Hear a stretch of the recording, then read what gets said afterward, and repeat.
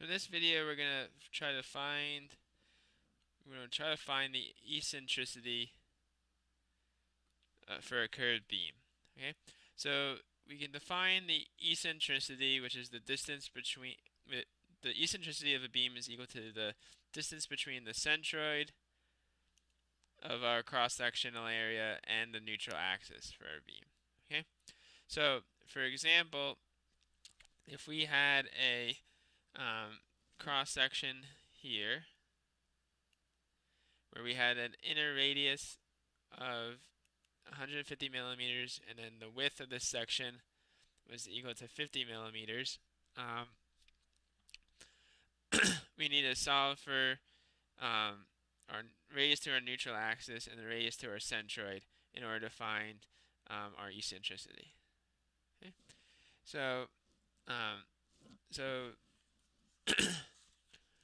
so if we go to the next page here, we can say that we can solve for, so we're going to use this diagram here on the next page to solve for our different values here.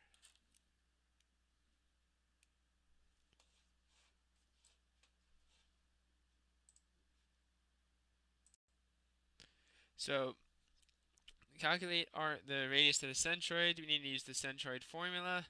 So in this case, we only have one cross section, so the sum of AI is just equal to A1. So these will just cancel. So we just end up getting the radius to the centroid of the section, which should just be equal to 150 millimeters plus 1/2 of the height, which would be equal to 1/2 times 50 millimeters. So we would get 175 millimeters. Okay. All right. So to calculate R of n, we need to use the table 5.6.1 to calculate the integral of dr over r.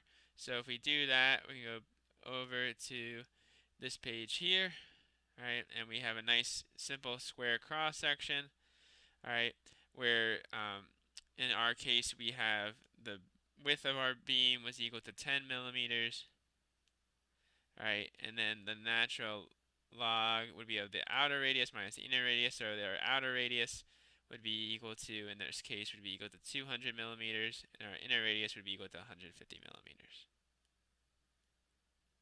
Okay, so we can plug in those terms here.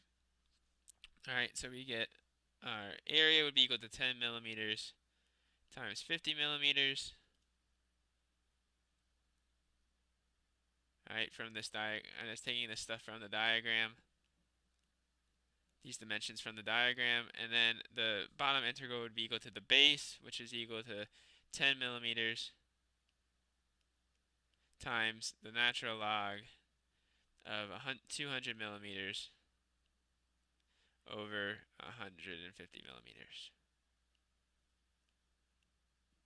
All right, so if we plug in all those values, we would get Rn would be equal to 173.803 millimeters. All right, now when we now we can calculate our eccentricity, which would be equal to 175.000 millimeters minus 173.803 millimeters, which would give us a value of 1.197 millimeters.